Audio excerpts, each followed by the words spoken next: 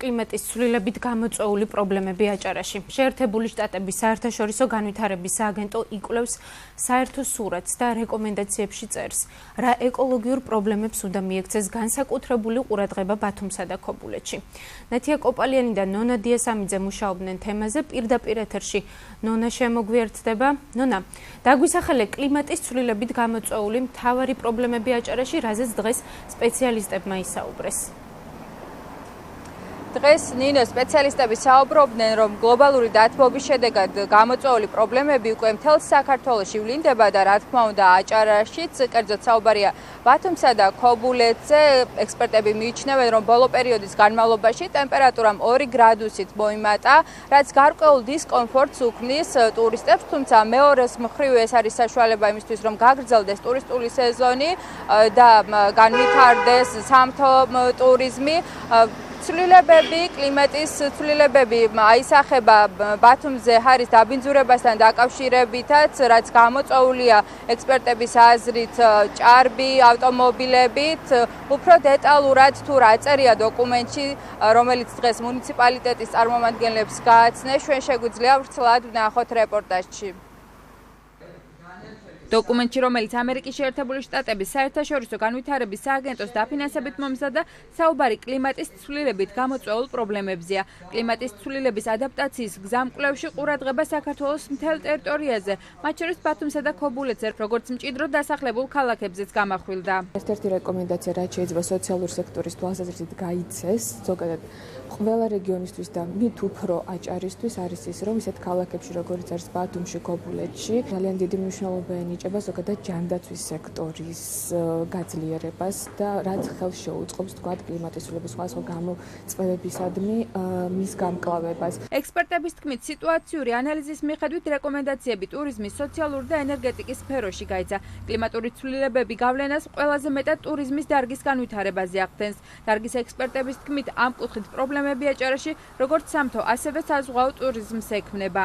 ზაფხულის სეზონის პიკზე ტემპერატურა უფრო მეტი იქნება, გადააჭარბებს კლიმატური კომფორტულობის საზღვარს. ანუ ტურისტებისთვის გარკვეული დისკომფორტი შეიქმნება და სავარაუდოა, რომ შემცირდეს ტურისტების რაოდენობა სეზონის პიკზე. მეორე საკითხი, რაზეც დოკუმენტში ყურადღება გამახვილდა, ჰაერის დაბინძურება. კვლევის მიხედვით, ამ კუთხით მძიმე მდგომარეობაა ბათუმში. იზრდება ავტომობილების პარკი, იზრდება მრეწველობის წილი. ამიტომ აიხლავე უნდა დავიწყოთ ამაზე ფიქრი და ზრუნვა იმისათვის, რომ ჰაერი ქონდეს სუფთა. კლიმატის ცვლილებას პრობლემატორს და შემაშფოთებელს უწოდებს საქართველოს მწვანეთა მოძრაობა დედამიწის მეგობრების წარმომადგენელი ნინო ჩხობაძე აჭარასთან მიმართებაში ყურადღებას ნაპირ სამაგრის სამუშაოებზე ამახვილებს. ვფიქრობ, რომ ეს იქნება ერთ-ერთი ყველაზე სერიოზული ქვაკუთხედი აჭარის განვითარებისთვის, იმიტომ რომ თუ ჩვენ აჭარაში პლაჟი არ გვექნა, ან არასწორი ესე ვთქვათ, მართვა განხორციელდა ამ კუთხით, შეიძლება ბათუმიც კი დავკარგოთ. რეკომენდაციების გათვალისწინებისთვის მზადყოფნას გამოთქვამენ მაღალმთიან აჭარაში მუნიციპალიტეტების წარმომადგენლები. თვითმმართველობებში უკვე დაწყებულია პრობლემების იდენტიფიცირება. გასულ წლებში ჩვენს რაიონის მაღალ სოფლებში მოდიოდა უფრო მეტი თოვლი.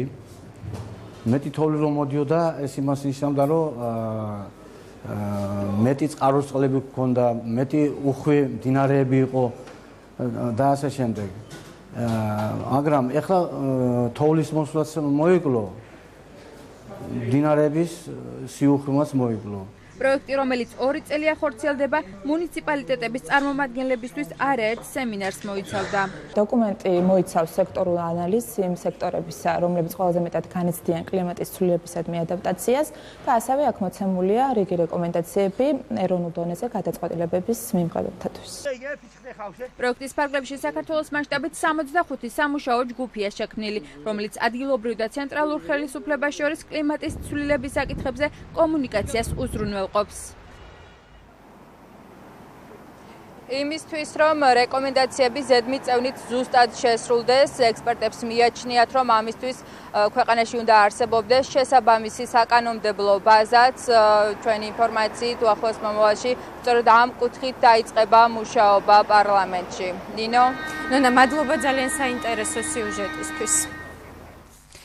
გასულ სიუჟეტში საუბარი იყო დაბინძურებულ ჰაერზე ბათუმში, ახლა მოგიყვებით ქალაქის შემოგარენში შავი ზღვის ნავთობით დაბინძურების შემთხვევებზე და